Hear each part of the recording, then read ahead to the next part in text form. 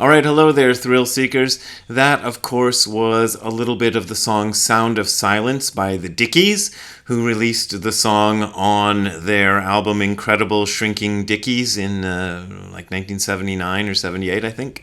And if you want to hear more punk rock, I should re-announce that Jeffro Small, or Jeff Hardy, as some people call him, the guitarist of Zero Defects, has put 2 of the Zero Defects albums up on the streamings, so it's on Spotify and Amazon Music and whatever else streaming, maybe Pandora. I don't know if they still exist, but it's probably still up there. The albums are Lost in a Reflection, or Caught in a Reflection, sorry, and Debasement, which was so named because we recorded it in debasement of our drummer's house. So I was asked if I could comment about silence, and I just got back from a retreat a week ago. Was it a week ago? A weekish ago at Hokkyoji Zen Practice Center. I'm not sure what they call it. Actually, I should look it up because Stephen, who invited me there, told me what they called it, and now I've forgotten. But anyway, it's a Zen place out there in the wilds of Minnesota, and we did a retreat there. And as is typical for most Zen retreats, it was, well, let's say, it was a silent retreat for the first day and then a quiet retreat for the rest of the day. That's what they declared it, but it ended up being fairly silent anyway. And Zen retreats are typically done in silence. And whenever I have explained the rules of the Zen retreat, as I often do, as I pretty much always do at the beginning of every Zen retreat that I'm in charge of, I usually say that you don't have to keep absolute silence. You can talk in the work period if you need to know where the rakes are, or if you need to know what cloth to dry the dishes with, or whatever. You can ask that in usually a quiet voice, rather than trying to mime it out to somebody in a silly way. But the rule of silence means no unnecessary talking. So try to look at anything that you might use words to express and see if you can just avoid that. The main thing to do is to avoid conversations. You don't want to have a lot of talking and chatting.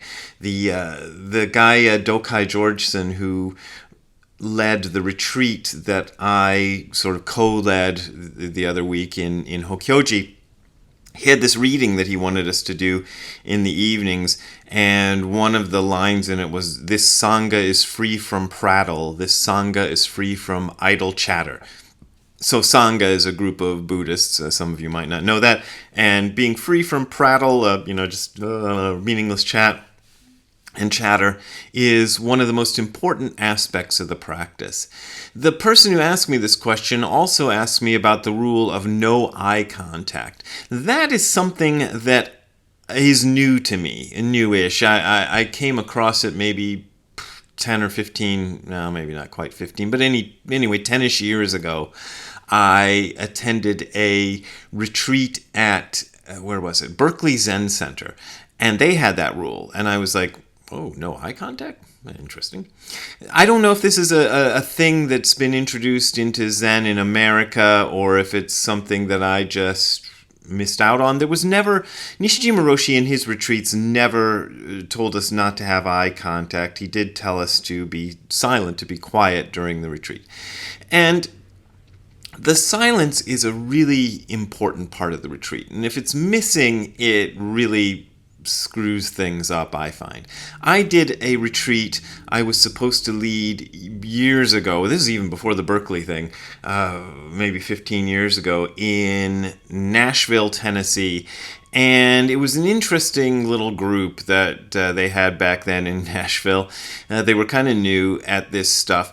And whenever I'm invited by somebody else to be part of their retreat, I always kind of view my role as being the sort of guy who gives the talks and things and maybe leads the ceremonies. But I'm not trying to be in charge of the thing. So what would happen is that the people who were sort of in charge of the thing would start chatting during the silent periods of the retreat, and this just encouraged everybody else to start chattering, and it just became like a little party house. It was kind of cold outside. Nobody wanted to go out of the house, so we were all stuck in this house, and it just got noisier and noisier. I tried early in the retreats to say, hey, look, we got to be silent, but it didn't stick. So what I took to doing was just whenever the chatter got too loud, I would just leave the house and take a walk myself, because I didn't want to be in the middle of all this idle chatter, and I didn't want to be drawn into it. I didn't want to talk myself. This is an important part of the retreat. Another place where this broke down was I went along on one of my teacher's retreats that he did for new members of the company that he worked for. And so this was something that the president of the company, of Ida Soap Company, he's passed on since then, but the guy who was the president at the time was very enamored of Zen, and he thought it was good for his employees to do a retreat. So anybody who was new to the company had to go on a retreat during their first year, and I think other people were encouraged to do it too. So most of the people who were on this retreat kind of didn't want to be there and kind of didn't know what the deal was. And remember, these are Japanese people. So this also is a lesson in how Japanese people don't understand Zen that well. So we would get into the Zendo and take our seats on our cushions, and then the chatting would start, and it was bizarre. And I think the second day of this, the second time it happened, I, who was the only non-Japanese person in the place, and I'm facing the wall like everybody's supposed to be, but they're sort of chatting and whatever, I said, これはzazen dojo desuから静かにしてください. So this is a zazen dojo, as a place for doing zazen. Please be quiet.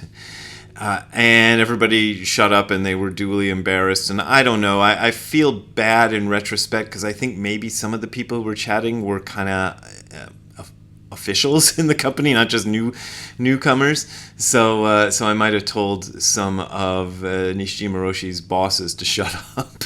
He wasn't there. Like they would chat until he got into the room, and then they would shut up. But it really destroyed the atmosphere, and I really didn't want that, and I knew that was not part of the practice. That's not what you're supposed to do.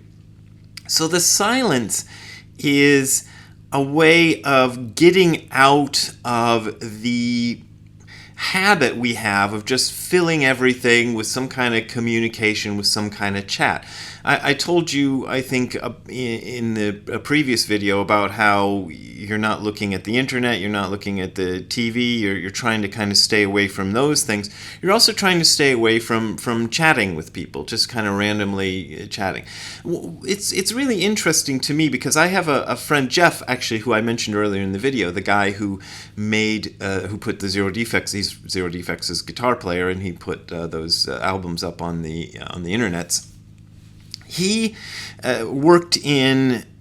he was working as a cook for a lot of his life, a lot of his working life, and nowadays he makes strings at the SIT, Stay in Tune String Factory in Akron, Ohio, which I think is a better deal. But he would tell me about the noise and stuff in the kitchen, and every time I've done kitchen work, it's been in a Zen place, where the kitchen is silent. Kitchens in Zen places are especially silent. They really kind of the rule of silence, if it's strong in the rest of the place, is even stronger in the kitchen. So it's really important that the food be cooked in silence. And again, of course, if you need to know where the knife is, or you need to know where the butter is, or how much salt to put in the recipe or whatever, you can say a few things that need to be said with words, that are communicated with words, but then no chatting, no conversations, no chatting about the game or the TV show or the weather or whatever. You just keep it silent. The eye contact thing, to get back to that, I found that a little weird. When I'd done retreats previously, it was sort of there was no reason to kind of make eye contact with people very much, so I didn't. But if I came across somebody walking in the hall, I'd like go, whatever, give them a little greeting or something. So I kind of don't really think the no eye contact thing, it to me, is all that necessary.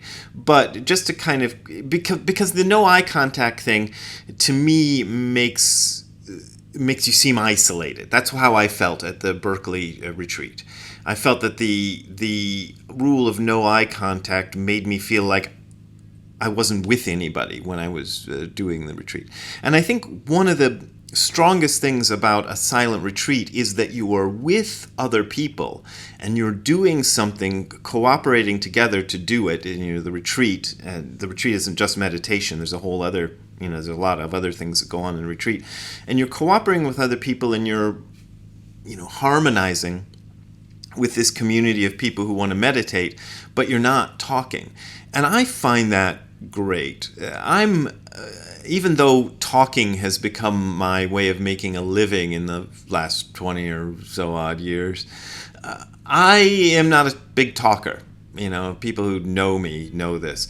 So I'm not real into chatting and making small talk and stuff. I don't think there's anything particularly wrong with small talk. I think small talk is a good way for humans to communicate.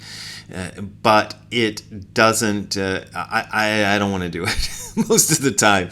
I feel weird, and I always feel like I'm going to say the wrong thing, and I feel like I'm a strange person anyway, so the things I say often go over like a lead balloon, it just nobody know what the hell are you talking about, kind of reaction I get. So I'm very comfortable, and I like the idea of being with a group and being in silence.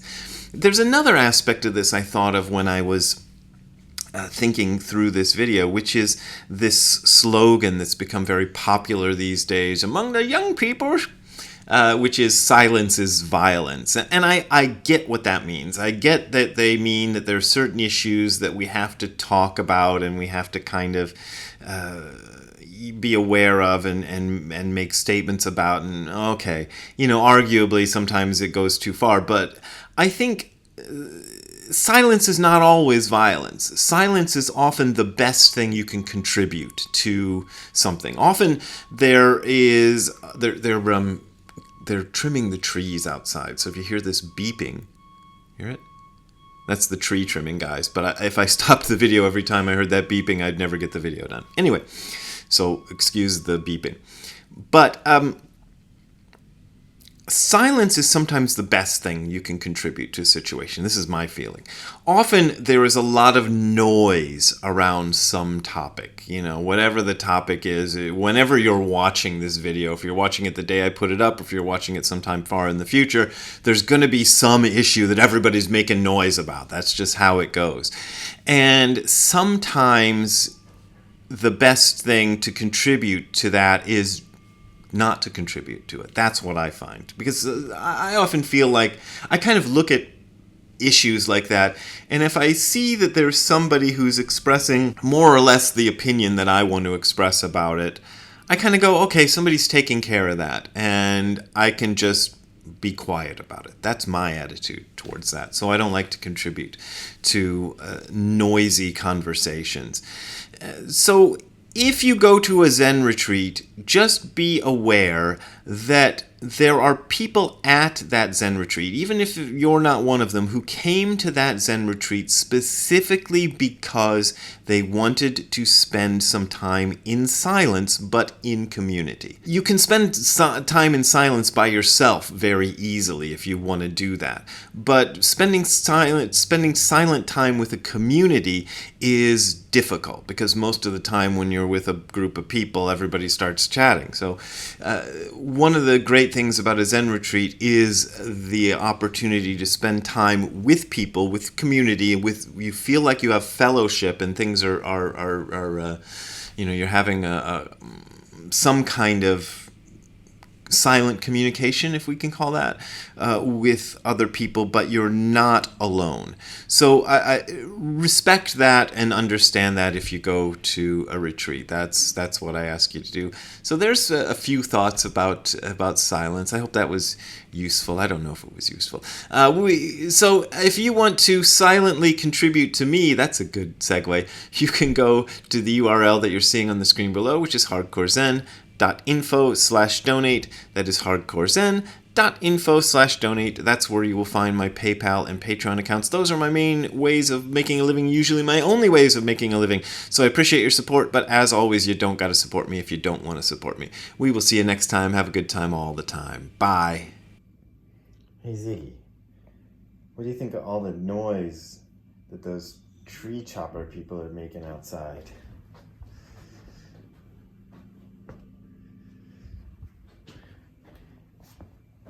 Yeah, you don't like that noise, do you? You've been barking at them all morning. Well, it's okay. They'll be silent soon, and the sound of silence will return. Sorry about all the beeping and whirring. I'll take care of you, Ziggy, though, okay?